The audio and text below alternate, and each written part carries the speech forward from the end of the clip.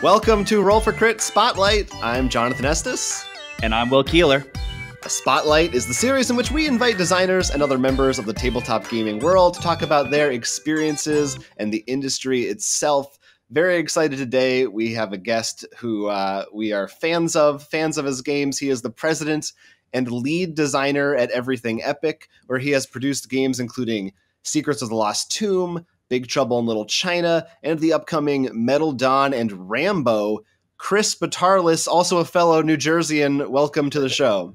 That's right. I'm here. Glad to be here. Happy to come on your show. I'm so glad you guys invited me. This is very exciting. And yes, we have to shout out for New Jersey. If we don't stand up for it, who will? That's right. Yeah, we're the little guys. We're the underdog of the United States, right? The Garden State. Am I right?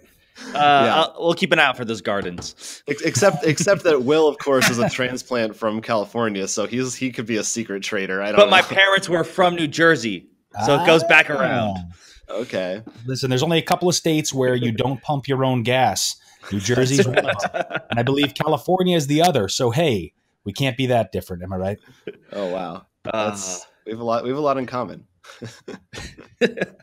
All right. Until someone says we go to the beach or the shore, then all hell breaks loose. Oh, right. Jersey Shore. Let's keep Jersey Shore out of it. We'll stick to board games. All right. Yeah. Let's get back. Let's dive into the board games. As we said, you are the lead designer in all the games from Everything Epic. What made you start deciding to make your own company for making board games instead of just trying to bring your games to the big publishers already in existence? Well, I've been a gamer for many, many years. It started all the way back in elementary school when I was playing Magic the Gathering, and I got in during the Ice Age, of course, when I was too young to accumulate tons of Moxen and Black Lodi. And, back then I started playing D&D and just have been a gamer, basically a tabletop gamer, and of course video gamer ever since. And recently, I would say back in 2012-13, I kind of dove back into the hobby. I kind of discovered cooperative games and highly thematic games that may not have even knew existed at the time. And they inspired me to want to create kind of my own game. I love role-playing games. I love narrative games. I love story games. I love games that bring people together, where you get to really play together. I like competitive games too. Don't get me wrong, but I was really inspired by these games that were kind of in this renaissance of gaming. And then, of course, crowdfunding came along, and it kind of opened a door and kind of showed the way, kind of a path to say you can do this. I was a teacher, an English teacher, for a few years there. And while I was teaching, I said, I'm going to make this game. I'm going to make Secrets of the Lost Tomb. It's going to be the most epic possible adventure pulp action game, inspired by some of the really cool mechanics and universes of the games that I love, and the universes and films and movies and TV shows that I love. I'm going to put it all in there, and I'm going to make it, and it's going to be amazing.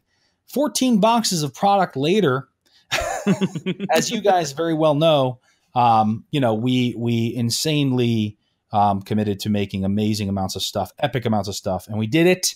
We were able to do that. We survived, and so I went off and said, we're going to make this publishing company. It's going to be epic. And so I left teaching, and I became a full-time game publisher only a year ago. So this is now Everything Epic. We started getting licensed products like Big Trouble in Little China, as you know, and again, these modern games were really a big inspiration. Crowdfunding was kind of the path and the door to be able to make it happen. You're definitely speaking our language. I think we also really love that the thematic games, the more, especially the cooperative and more storytelling oriented ones, I think is our cup of tea. And it's great. I love to hear, that you've gone full time. It's always exciting when I see a developer that I like that has a bunch of Kickstarter projects and they announce that they're now able to do what they love fully for a living. That's really cool.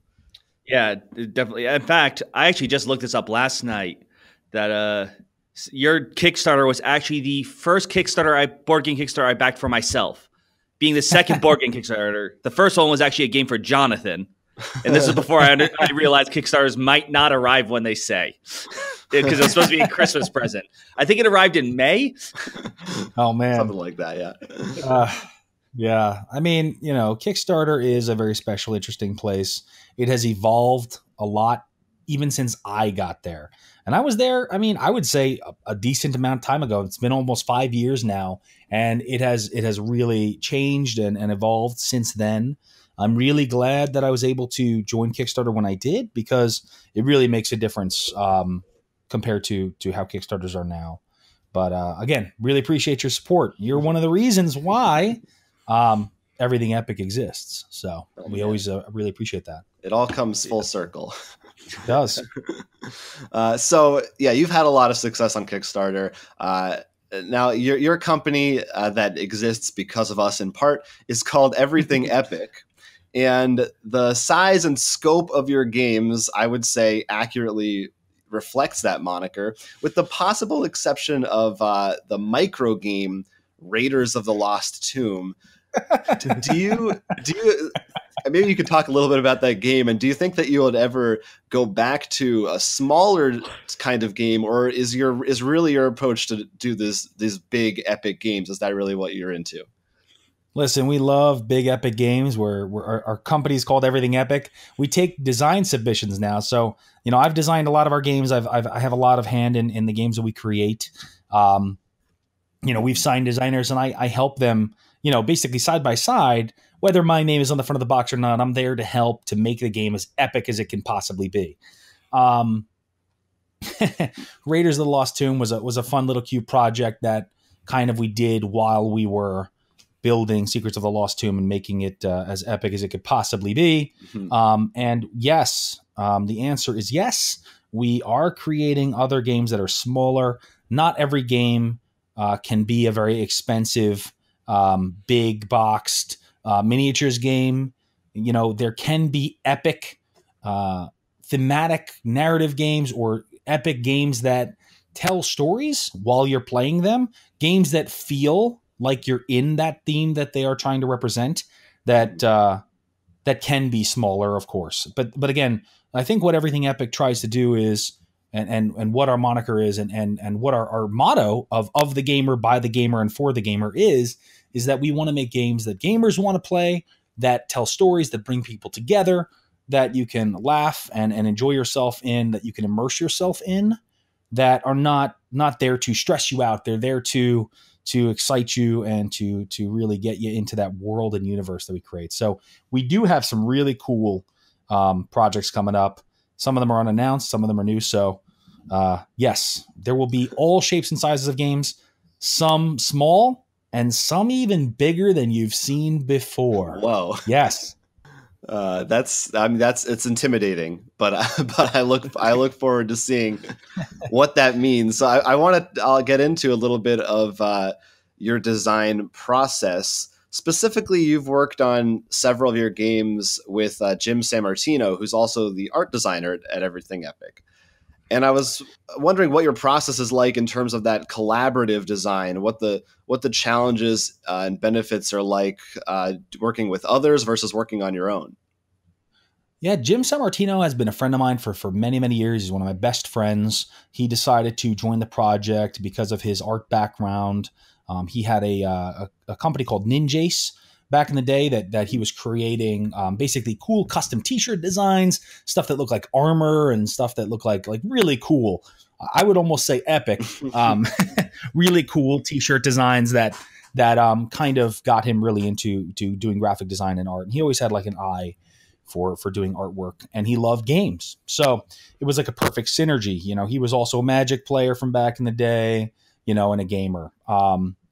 But basically, for Secrets of the Lost Tomb, our synergy was, I was basically the designer lead. I was doing all the designing, the writing, all that stuff. And Jim would basically help with the graphics and the creative direction, so to speak. And then we would collaborate, and we would put those things together, and we would kind of bounce things back and forth. And having different people working on a game really can help to kind of broaden the visual and the ideas that can really make a game evolve to what it needs to be. Last year, Jim actually, because of, family reasons, he actually, he left the company recently. He's still working with us just as a game designer, actually, which is awesome. He kind of leveled up from just doing artwork to of course, the best part of making games. Making games and game designing, and publishing are all different, very different things.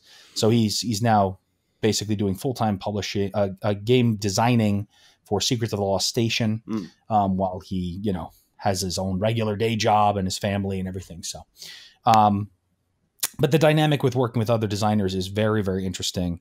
And it's really all about, whether it's a co-design or potentially I'm publishing the game. Again, I'm working very closely with them, communicating with them very often, again, to make the games the best that they can be, keeping the designer's vision, and of course, keeping within the theme and the narrative and the voice of the world that we're trying to create. Cool. Curious about that, because as a Kickstarter, sometimes things go wrong. And one of your campaigns was Agents and Operatives, which didn't fund, but instead of just relaunching it as Agent and Operatives, you actually brought it as a new thing called Metal Dawn. Could you tell us how it transformed into that, and how did you, as you just said, keep the world in, or did you completely make a whole new world for Metal Dawn compared to Agents? That's a very interesting story, and again, only I would say original Kickstarter backers of ours would know of the Agents and Operatives Metal Dawn evolution, so to speak. Agents and Operatives was actually originally inspired by some really cool games, some really cool social deduction games like Shadowhunters, Resistance, and that type of thing. But when that game launched, it seems as though the world was a little bit too saturated with that type of game.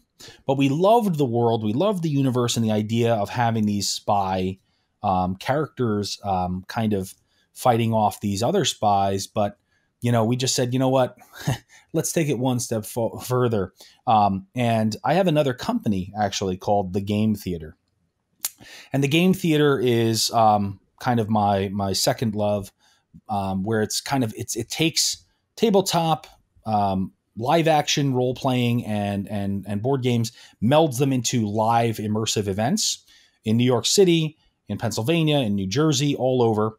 And we actually have an event called Aces and Operatives, which kind of inspired the tabletop game of Agents and Operatives.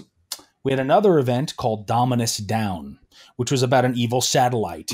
And so kind of inspired by those two live events that we created, we went ahead and took Agents and Operatives one step further into the Metal Dawn universe, which kind of took those spies and put them, those spies and those agents of this secret organization and the government, kind of into this universe where what would happen if Skynet was actually a giant transforming robot up in space that was trying to really destroy the world by creating other robots and Terminators and kind of inspired by that Terminator world.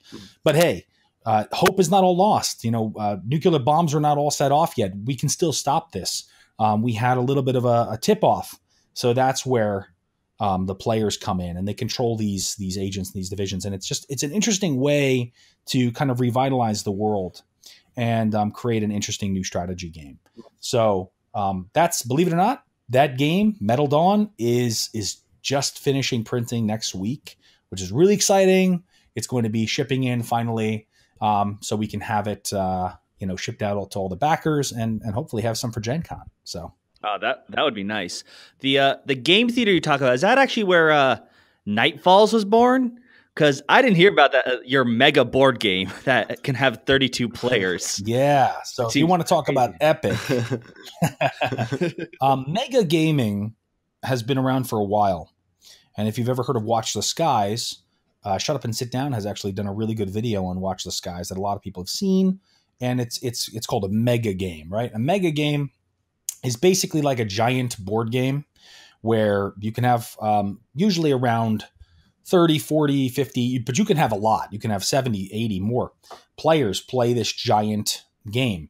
It's sort of like a cross between a role-playing game and a board game. It's kind of like a big game of diplomacy, but it has board area control, combat aspects, multiple teams. Nightfalls is a little bit more of a hybrid of a mega game. So I have another big, extra large, epic, crazy event called Dragon Thrones, which is completely original that we created, kind of inspired by the mega game world, but a little bit more on the LARP side. So Dragon Thrones is actually coming up next week, believe it or not. Next weekend is Dragon Thrones 3, and it takes place in Pennsylvania. It's a full weekend immersive experience event where you basically buy a ticket. It's all inclusive. You show up and you're a character in this world for a weekend, but it's a mega game, role-playing game, live action role-playing game, entertainment experience. Okay. It's huge, epic, crazy. And you're there for the full weekend. And so Nightfalls is kind of a hybrid of the two in a way, but it's more of a real board game. So a mega board game now that plays 4 to 32 players kind of brings you into this realm of how do you possibly run a game like that? Well, you basically create these different teams of individuals who work together. And again, you can actually play it 4 players if you want to, but it's optimal when you get above 10 or 12 players, when you have a few people in each team. But you can have up to 8 teams of 4 players in this game. And it almost, to give you a quick, simple parallel, it feels almost like a gigantic game of Twilight Imperium that plays way faster. It has timed rounds and it has teams. That is impressive, considering usually we find every time you add a person that probably doubles your playtime. And this game is timed. So each round is literally and physically timed. So you are making moves in multiple stations around the room. So there's 4 different main station locations that you're dealing with. And you are moving things on a map. You are making orders for those individuals and guys who are moving on the map in kind of an area control type of a way. The moves are fairly simple, but the tactics are what become complex, and coordinating with the other players in your team become complex. There's a marketplace where you're purchasing new ways to move, and you're purchasing new upgrades and level ups for the other players on your teams. So you can go from a regular fledgling vampire to eventually a vampire master, or from a regular peasant up to a vampire hunter or a cardinal, right? And these different characters kind of live in this vampire universe that is created for Nightfalls, which may become something a little bit beyond. We're still working and developing it, and it's really, really cool. There's a whole diplomatic area, and then of course you're making deals and you're trading with other teams, making alliances, fighting them, and you're all trying to do these for these legacy cards. So there's an actual winner. Regular mega games, it's a little bit more subjective. It's a little bit more role play, where whatever the GMs kind of create as a story at the end is what it is. But in a mega board game, there's actually winners and losers. It's true competitive. It's this big epic experience with multiple teams, multiple characters, leveling up. It's crazy. It's a lot of fun. And it happens within 2 to 3 hours of play, depending on how long you want the game to be. You can change the amount of rounds. So it's very cool. It's very unique. It's going to be a new genre of gaming that Everything Epic is bringing to the world. So at Nightfalls, I mean, that sounds extremely ambitious. I love that you're going for something, kind of almost creating a new hybrid type of game that exists. It's something that just popped into my mind based on that. Are you by any chance a theme park guy? Are you excited about that? Sounded to me, the weekend long LARPing thing made me think of kind of what Disney's trying to do with this new Star Wars land, or if you want to take it a step further, kind of like Westworld in a fictional sense. Yes. Are you a fan? Are you into that kind of stuff? Is that absolutely? And that's a lot like what Dragon Thrones is going to be like. We have a couple of other really cool themes. We're going to have a really cool nostalgic one that's going to be in New Jersey. Oh, yeah. It's going to be set in Morristown, New Jersey. So it's really cool, really easy to get to. And it's going to be super nostalgic. It's going to be inspired by old 80s, 90s video games, cartoons, TV shows, Ready Player One kind of feeling game. Cool. For basically a 2-day straight event. It's gonna be awesome where you play a character in that world. It's not really, I wouldn't call it a full-on LARP. I think people associate LARPs with boffing and hitting people with rubber swords and stuff and being out in the woods. This is more like a stand-up, walk-around role-playing experience where you're doing other things too.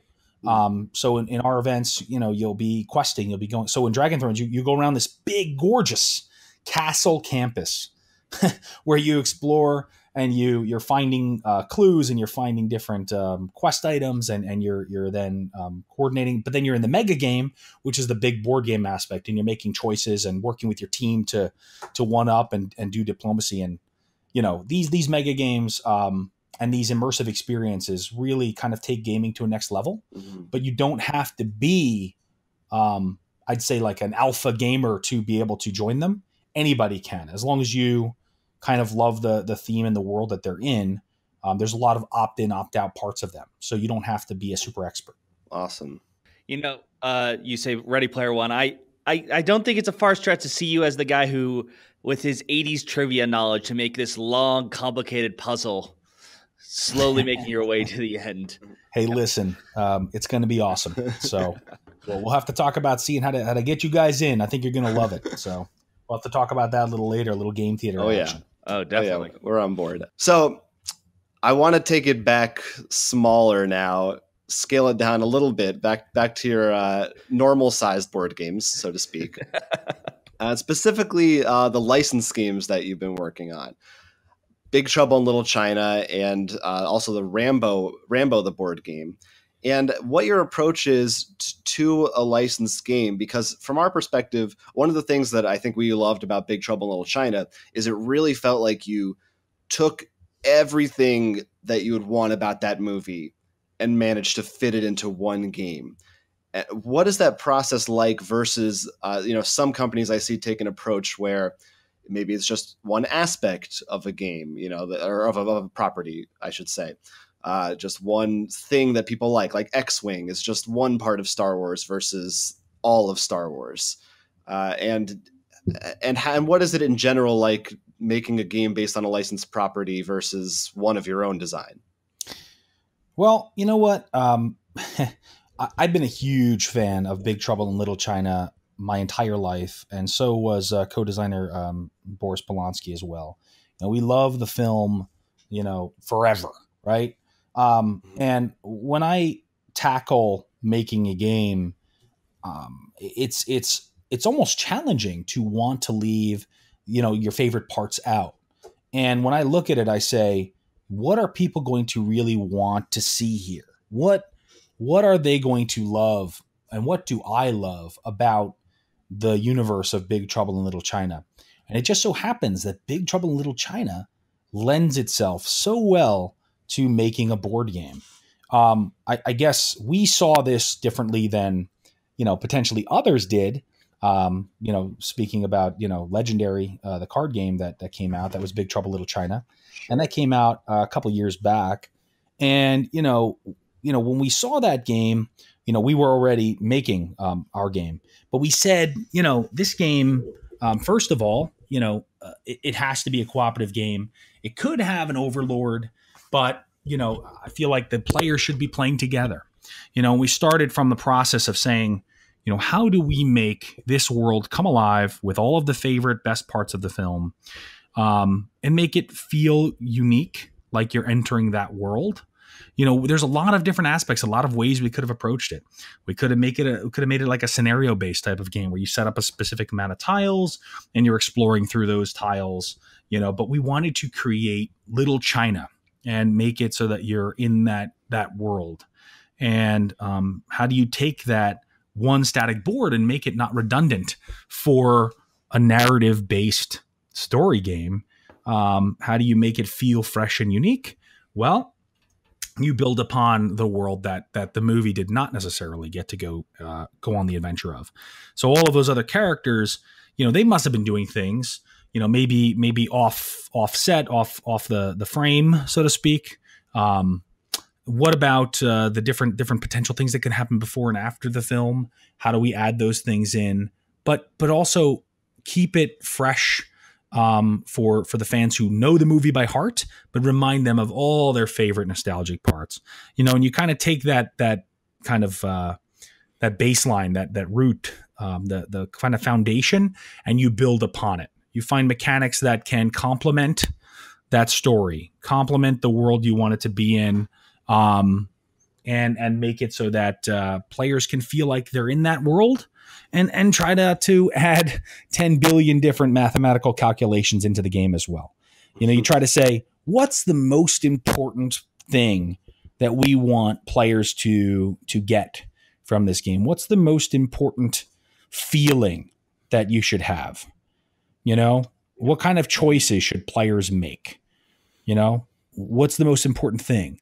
And when you find those things, then you're able to kind of build that monument to Big Trouble around it.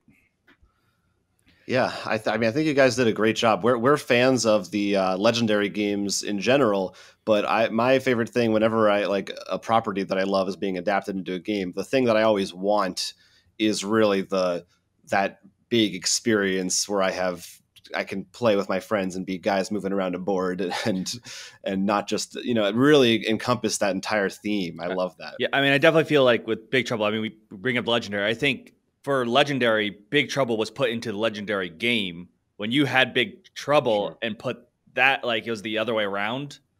Right. Put the game into Big Trouble. So it really got into the universe. And some of the stuff didn't happen in the movie, but it sort of almost like, that I could sort of see, like the Jonathan, I believe it was you. Didn't you like become possessed by the demon bride? That did happen to me. Oh yeah. It was pretty great. Yeah, well, the kind of the key there is saying, what does a player want to do in the game as these characters from this movie? And how do we make those things happen mechanically so that they are fun to do? Because there's a lot of mechanics in games, in my opinion, that are not necessarily fun to do, but are necessary in order to make a game work. And then there's a lot of abstract stuff, and then there's stuff that maybe goes a little too far. So it's about, how do you find the happy medium? How do you get the game to work in that world? And that's what we worked really hard for over 2 years on, making this game the most epic it possibly could be for this universe. And there's a lot of side characters. Margot is kind of a side character. Eddie is kind of a side character. But we wanted them to have quests. We wanted people to want to play them. They're going to get their first play in. They're going to be Jack and Wang and Egg and Gracie. But, later they're going to swap the characters around. And we wanted the world to expand with those characters. So that's a really exciting opportunity to be able to create interesting new things for these characters and make them feel cool. No, it definitely felt nice because, usually when you play a game, like, sure, maybe some of the other characters are fine, but that main character is usually good. But I felt like everyone had their cool things, just like it wasn't just the movie where you have the awesome moment where Jack throws a knife back kind of deal. Everyone could do something that was really awesome like that. Right. That was kind of one of our goals with the game, for sure. We wanted people to feel like they're different characters, made the game feel different so you can have replayability. It's so easy to fall in a trap where you're just playing through the exact plot of a movie. How do you get around that and still make it feel fresh each time you play? So you can get 20, 30, 40 games in the game and not feel completely redundant, especially in a narrative game where you're reading the story, So there was a lot of challenges, but I kind of look at them more like opportunities to create something that is as epic as it can be. And speaking of movies and also maybe things with many, many side characters, we mentioned like Big Trouble in Little China and Rambo, but are there any other movies, and now I want to ask both because I did not know you were an English teacher, that you think you want to make a game of? And also, do you think you could, by any chance, try to talk with Hasbro so you can make a game based on the classic Transformers series? I really would like a good one to finally come out. We actually do have a license that is still unannounced that I can't tell you about yet. We actually have two. One for a novel series, a New York Times bestselling novel series, which is awesome. And then another one that has made for TV movies and seasons of TV series that are awesome. Again, I can't tell you exactly what they are just yet, but they have fan bases that deserve awesome games made for them. And there are things that we love that we want to see as games. Regarding Hasbro, I have actually reached out to them, to be honest. And we all know that Hasbro owns Wizards of the Coast and Avalon Hill. Mm-hmm. And, at this time, so they don't exactly necessarily need everything epic to make a game for one of their licenses, but you never know. Maybe they'll be too busy one day. We'll catch them on the right day, and we'll be able to make something with Transformers or G.I. Joe, perhaps, or one of those or both awesome things that or both. But yeah, Transformers versus G.I. Joe. But yeah, they have some amazing stuff there. But you do say that they don't need to. But last I checked, last time Transformers appeared on a board game was on a Monopoly title. So not like it's being used. Yeah.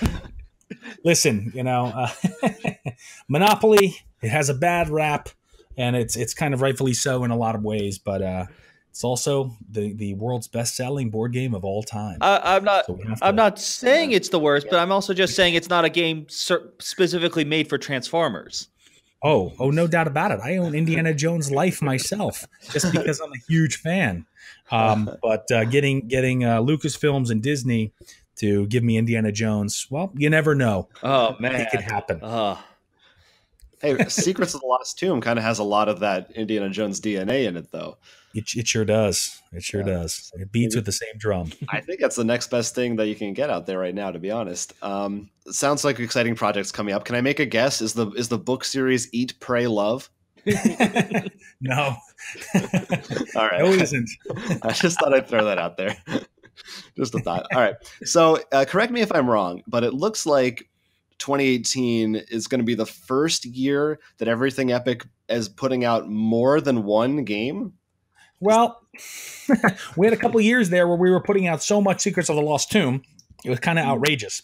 So yes, 2018 is a really big year for us.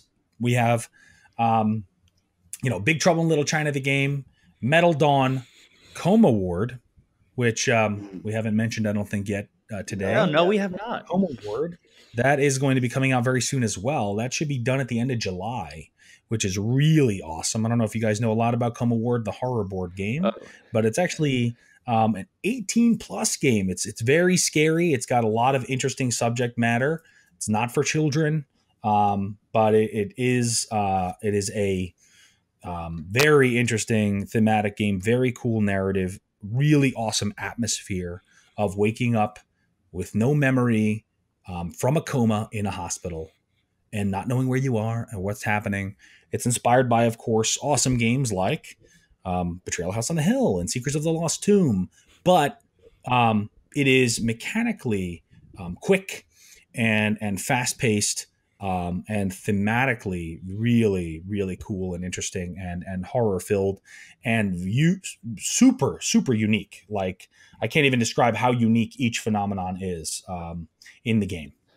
But we do have Coma Ward, and then we have Secrets of the Lost Station, which is going to be probably one of the biggest game boxes of all time. What was it, a 12 by 12 by 12 cube, if I recall? At least the 12 by 12 cube. 100 scenarios, 108 miniatures, if I'm not mistaken. Tons of awesome tiles, ridiculous amounts of special abilities cards. It's an entire space saga in the Secrets of the Lost universe, continuing Secrets of the Lost Tombs storyline on and into the future with the Eternal Order of Perseus. So it's going to be very, very cool, very unique. It is an updated system. So again, it's faster, cleaner, less upkeep, but it focuses on what's most important: the narrative, the story, the universe, the world, and playing through that world with the mechanics that we all love from Secrets of the Lost Tomb. No, when I saw that, I just love the idea, because as far even now, only game I can think of that even does something similar story wise is Pandemic Legacy, and even then it's not that much jump. It's just like, yeah, ancient temple, space, but they're connected. What? And just such an awesome thing, and the fact you're solving the mystery of the world you've made, like not actually like this is an actual mystery solve. It's just like, here's the background story. Like my favorite thing in some like games and stuff isn't the main story. It's like when you find out all the little things that happened in the past or around you. And it feels like this is just filling that up perfectly. Like if you're any kind of like lore nerd in a video game or movie, I mean, this just seems right up your alley.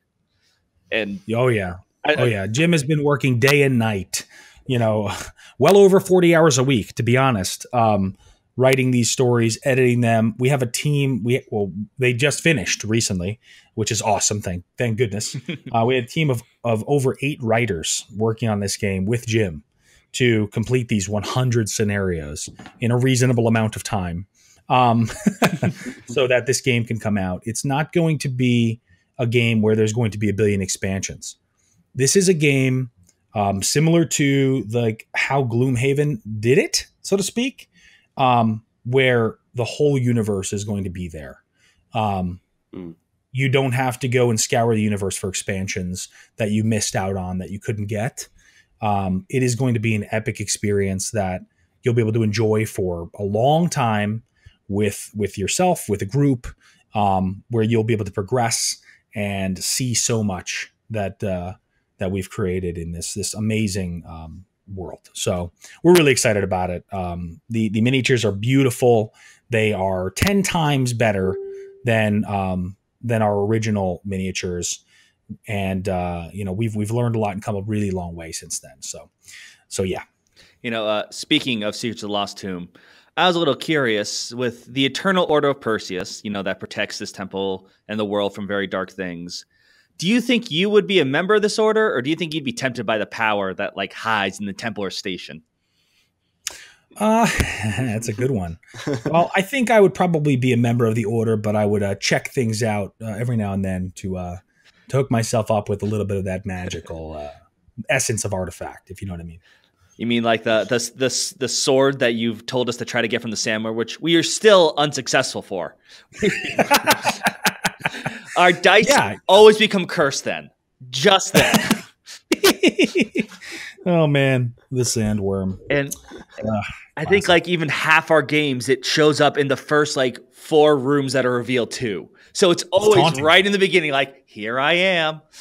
It's taunting. It wants you to jump for it. And there you go. Down the gullet.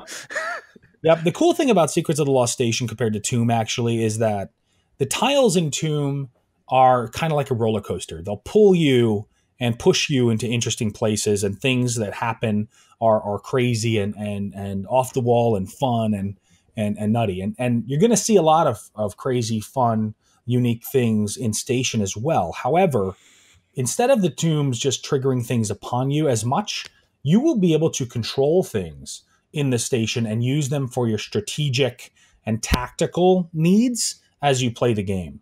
So because you're in a station, you can influence what happens, such as there may be a room that has a gun turret in it that you can use to shoot at things that may be outside of the tomb, that may be part of one of your objectives in the game. The station, that may be flying outside of space, outside of the station, that you may need to use for an objective. Or maybe you can open an airlock, kind of like Battlestar Galactica, and suck people out into space and things like that. And we wanted to make the game for Secrets of the Lost Station a little bit more where you can push and control things, like you are kind of making more meaningful choices to control the station and use it to how you need during the game, which I think is going to add a very cool, unique dynamic. We're going to be looking for special rooms because you want to use that power.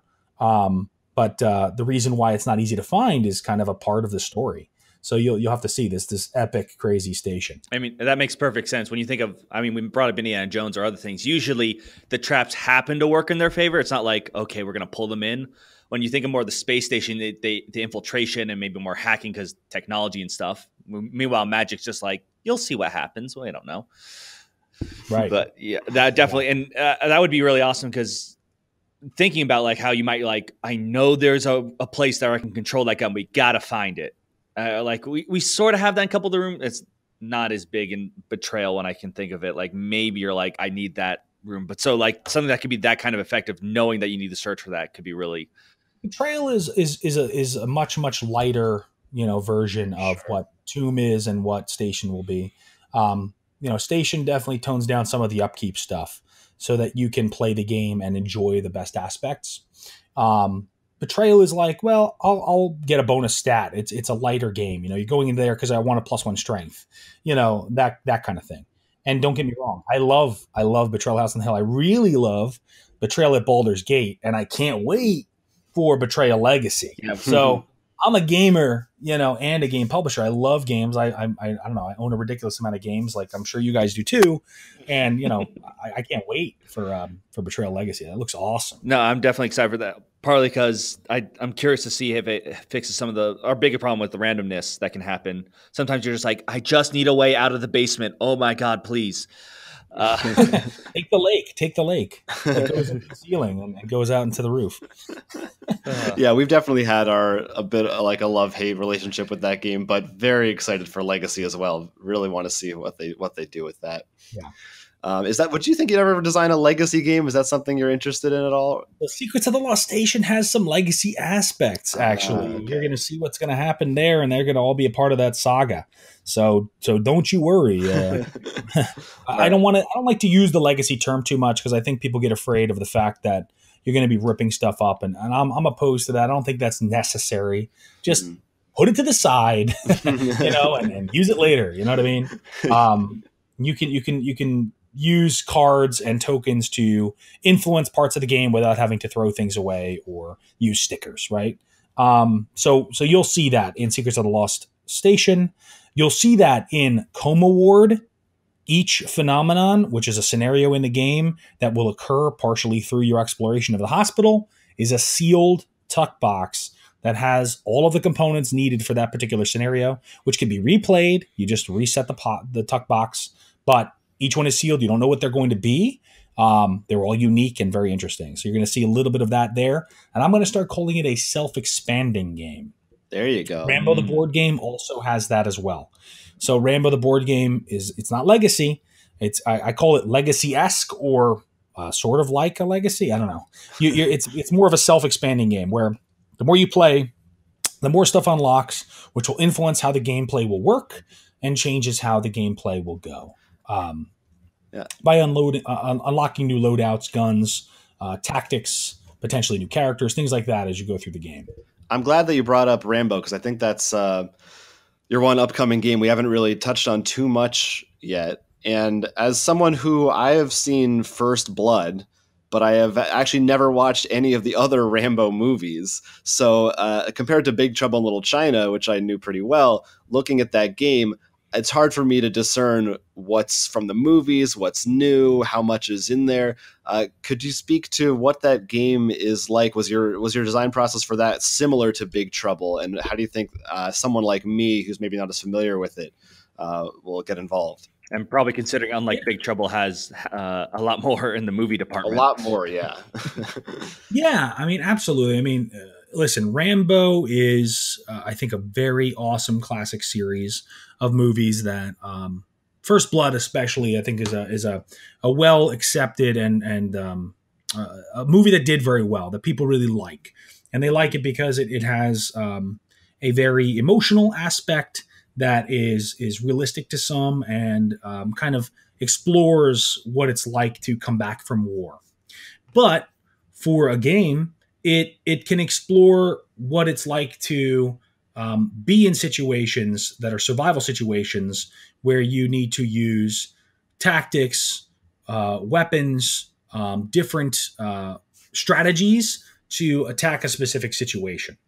And that's kind of how we wanted to create this game. We wanted to say, what does somebody want to do when they're playing in a Rambo game? Well, the obvious part is, well, I want to be Rambo and I want to run around shooting stuff. So yeah, we could have made a game where you basically run around like Zombicide, just shooting guys down, and you pick up a couple of things and you end the mission. But that would be quote unquote all too easy, right? You can't just take the easy way out. We wanted to make a game where you feel like you're really in the world of Rambo, and you are in those experiences playing as those different heroes. Rambo, of course, is a main character, but as you know from Big Trouble Little China, we are bringing in other characters like Colonel Troutman, Ko Bao from Rambo 2, and other characters who you may never have seen before or heard of, that could have lived within these movies. And the adventures you're going on are things that could have happened off screen, off set, before, after, during, and in within the world of the different films. We have all 3 films, First Blood, Rambo 2, and Rambo 3. The core game is going to start in Rambo 2 so that you can kind of explore Vietnam and go on missions like a war game. Like you're going to feel like you are those characters going through these missions. And they are called operations that have multiple missions. So they're like little mini campaigns within the game. And there are going to be multiple of them. There are 5 of them. And each one has a different amount of missions. And as you go through the operations, you unlock new gear and tactics and things that you can use in these missions. So the game really will allow you to customize your loadout at the beginning of each game. You're going to pick different weapon packs and tactics packs that are easy. So it's not a deck building game. You're not building like a collectible card game. You're not building a deck in that way. But you're quickly choosing kind of how you want to play this mission.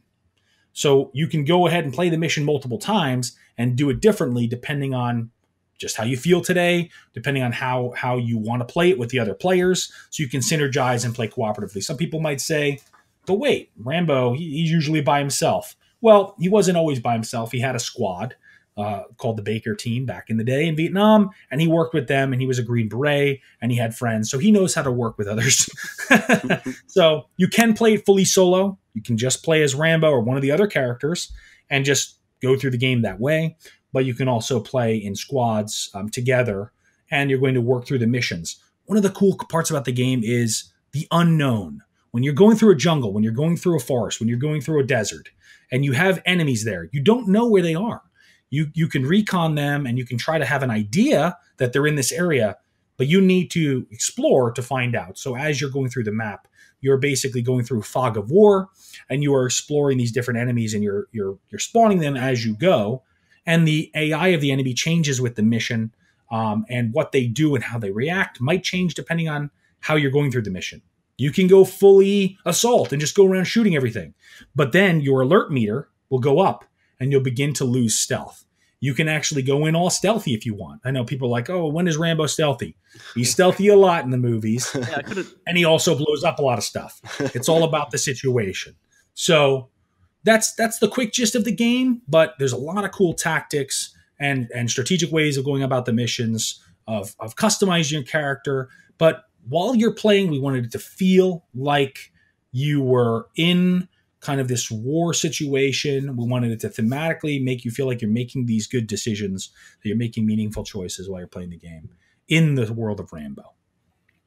Yeah, I'm glad you brought up the stealth aspect too, because that's one of the things that I thought was really cool about it, along with lots of other things. And I would love to pick your brain more about more specifics about these games, because I think there's a lot of interesting stuff in there. But I think we're gonna wrap up with a couple of just bonus round questions for you. Sure. So, question number 1: is there a current trend in the tabletop gaming industry that you're particularly excited about, or one that you are maybe a little worried about? Well, that's those are some really good questions, right? So, things that I'm excited about, I think that people are taking thematic games, narrative games, role-playing games, board games that emulate or bring role-playing games out that allow you to live in a world like that more seriously. I'm really excited about the fact that, new gamers are coming in and they're not afraid to try out a game that maybe is beyond their normal comfort level. Like, I played Catan once, I'll give that a try. They're not necessarily afraid, because there's so much media out there that allows geeks and nerds and gamers to feel more comfortable. And again, I think that the trend of kind of making things as accessible as possible is a really good thing. Finding ways of making games more available for players to be able to jump into. But there's a huge variety. How do you choose? Well, there's just so many things that you can pick. That there are things that you love, the themes, the movies, the films, the different types of licenses that are out there, things that can pull people into the world of it. Things that might be a little bit worrying are, that the world of crowdfunding seems to really push toward always needing a game with 1 million miniatures in it to make it something that is worth backing.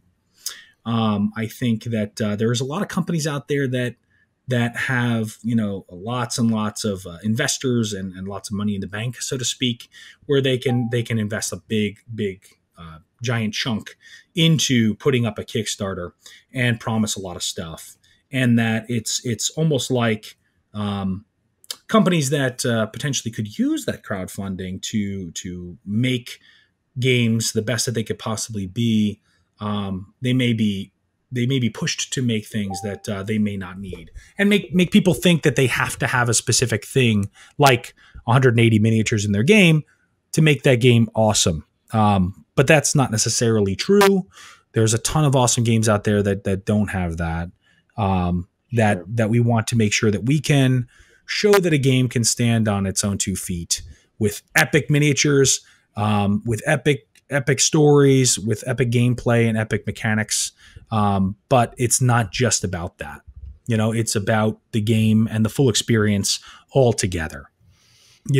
So that's what we want to make sure with everything epic, that we're making games that gamers really want to play, and that the value of what they're getting is worth it. That they're not just being sold a bunch of flashy junk with no game or no story or no mechanics with it. Something that really shows the theme of what it should be and really drives home the game.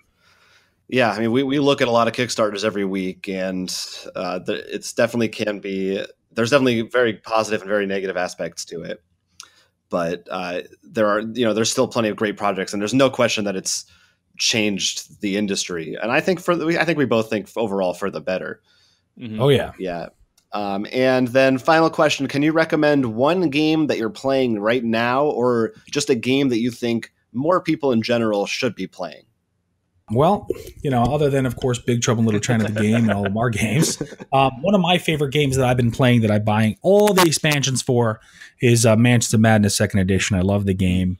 I don't even mind that I win all the time, so to speak. That's not a brag. It's not necessarily a super hard game, but the narrative experience in the game, using the app to an advantage of saving time on upkeep in specific portions of the game, the exploration. My wife loves playing the game. I really think that Mansions of Madness 2nd Edition is really, really well done, and I really enjoy it. So, yeah, I'm excited about it. I like it a lot. I mean, I did a video playing through all the stories and then ranking them, but I haven't played the new one, the new expansion yet, even though I have it, because I am a completionist who needs help. So excited to try out those stories. Yeah. Well, after backing 230 plus things on Kickstarter and buying lots of other games, we know how it is, right? I think Jonathan can attest to my problem. Yeah, it's a real problem. No, Mansions of Madness it's a great suggestion, and definitely I think fits with your guys' sensibilities of the storytelling. That's also a game that heavily uses an app. Is app development something that you're interested in terms of board games? It is, but whatever it is, it has to enhance the game experience. If it doesn't enhance the game experience with something that makes the game easier to run and play, then I don't think it's worth it. Everything that Mansions Second Edition with the app does, conceivably speaking, could be done with cards and the mechanics of the game. It could be done. You could use a book. I don't know. There's multiple ways to do it. But it enhances the game because it makes the unknown hidden until you explore, right? Which I think that adds a lot to the game. But I guess some game companies and some games probably want to force an app, because they think that that's going to work. I think it needs to make sense in the game to make it really worthwhile. But no, I mean that totally makes sense, because sticking with Fantasy Fight, 2 apps, for example, there's the Star Wars one, which is literally just dice rolling, where you're like, the starter set comes with dice. There's no reason for this. Yeah. Mansion of Madness, when we definitely played the first one before the second. And first of all, just having everyone said the 1v all makes things, I think, just feel a lot easier, because no one's like, all right, who wants to have the different game experience and try to ruin your game day? When everyone's working together, and then you get the sounds, and then sometimes it can, because the computer can randomize it, you won't know without having to have someone choosing A, B, C. I think that's how it went in the first one, like answering some questions. Right. Scenario, which in particular, like the museum one, like I think that was my number 1 pick story, if I recall correctly, just because you don't know what artifact is. So you actually have to explore, and each time you play, it could be completely different. If you lose, you aren't going in like, okay, I know how to do steps 1 through 100 easy. I've got this game down. Yeah. Yeah, so absolutely. I mean, I think, again, that adds a lot to the game there. But, some don't necessarily need an app, It's got to enhance the game. And I think that one definitely does. The Overlord part of the first version of the game, and all Overlord games to me are not always the best. I mean, because usually the Overlord is the one who owns the game. They know the game best. You try to introduce new players to it that are not going to play all the time. And it's either you are taking it easy on them, which isn't as fun for you, or you just whoop their butt. It's just not fun. It's not fun to be the player who's kicking your butt. If you want to do that, you might as well just play an RPG. You might as well run D&D for somebody, or run some sort of an RPG where you're doing it for the sake of telling a story and bringing your friends on an adventure. You know what I mean? Yeah, I think that's a real reason that our group has shied away from those games in recent years. We've just kind of discovered we'd rather just either play together or everyone for themselves. Well, I definitely know with some people who are my friends from college, but they weren't really into board games. Anytime I'm like, so you guys want to play a board game? They don't want to really play the ones where I'm playing against them, because even if it was 1v all or everyone for themselves, it's like, you play board games, you're going to ruin us. When the cooperative game, I can be like, we're all working together, like, let's do this. And it's hard not to argue that with trying to introduce people into the medium. Sure. It adds a lot. It was a great thing. It was a great way to get people into it. My wife loves cooperative games. So, as I said, like, I have a game group. I have a lot of gamer friends, but it's nice to be able to pick out games and play games that, everybody will want to play. They don't have to be an expert. They can be helped through it. Of course, quarterbacking could be an issue, but you try to help people make choices, not make the choice for them. Right. That's kind of the way you should go. They also definitely help after you've played something like Battlestar and you're all hating on each other. It's a good palate cleanser. All right. So I think that we've just about covered everything, parentheses epic. So, actually, I actually have one more please surprise question. Oh, boy. As we've mentioned, we asked earlier about what movies you want to make into properties, Big Trouble in China, Rambo. And there's a trend in Hollywood of making either sequels or remakes for a lot of the movies that were from this era that we have all, loved. What are your thoughts on some of the more recent ones that come out, like maybe the Jurassic Park sequel or a Solo? Or World sequel, I mean. Well, if you got another 2-hour segment, I could certainly go over all of the films that I've seen, because I love movies, and I thought Solo had everything that that you'd be looking for in a Solo movie. I think that the weird bad press media / random posts online saying he didn't make enough money made it make less money, which was made people think there was negativity around the film when there really wasn't. I think that the Jurassic World movie specifically, I thought it was really good, but the most recent one I think was just rushed. And it was just thrown out there to make some money this summer. But the Jumanji was not really a remake. It was kind of like a sequel. I thought the Jumanji movie was really good, really funny and enjoyable. Now, I don't know if you've heard, but The Rock also said he was thinking about making a Big Trouble in Little China movie. Oh, yeah. Which I think a lot of fans would have a problem with in general, unless it was a sequel like Jumanji, where it continues the story but doesn't try to emulate or recreate Jack Burton. And I don't really think that you can really remake Jack Burton. Oh man, I really do wish we had 2 more hours to talk on this, because Jonathan and you would be having some very interesting arguments. Yeah, not a Solo fan over here, or a Fallen Kingdom fan, but I can appreciate your takes on them. I definitely agree. I would love to hear you more. We're gonna have to have you back on. We're just gonna have a dedicated movie discussion, I think. Happy to talk about movies anytime. Anytime I'll talk about movies. I love them. And we also need to have you at some point. We'll play a game together, because we're both in New Jersey, and that's a thing we need to make happen. No doubt. We're just very bad at scheduling. So for people who aren't in New Jersey, where can they follow you online, figure out what's coming up next from Everything Epic, keep up with all your games and all that stuff? You can definitely subscribe to our website at everythingepic.us. We're on Twitter, of course, Everything Epic with an underscore, because somebody decided to take Everything Epic on Twitter, but they don't use it at all, which is awesome. And of course, we're on Facebook, Everything Epic on Facebook. All of our games have their own little page. So if you are a fan of a game and you want to get updated news about a specific game, you can always follow one of those pages. And of course, you can always email us at info@everythingepic.us for anything you ever might need. And we're at all of the big conventions too. So our next big convention, of course, is Gen Con coming up. That's going to be crazy. We just had an awesome time at Origins. And, we're looking forward to Gen Con, which is in Indiana. And then there's going to be PAX Unplugged, which is in Philly. But we're also going to do Essen. We're going to be doing Essen as well, which is during Halloween weekend in Germany. So lots of stuff coming up. Come see us at conventions. Come talk to us online. Email us. Subscribe to our website. It's always epic. Everything. And would they also go there for the game theater stuff too, or is that be a Game Theater is its own separate entity. It's the Game Theater, spelt the British way, THEATRE. Good spelling. thegametheater.com. So you can check out all of our different events in the tri-state area. We do actually also have a London franchisee, another London edition of the Game Theater out there, which they run some of our events as well.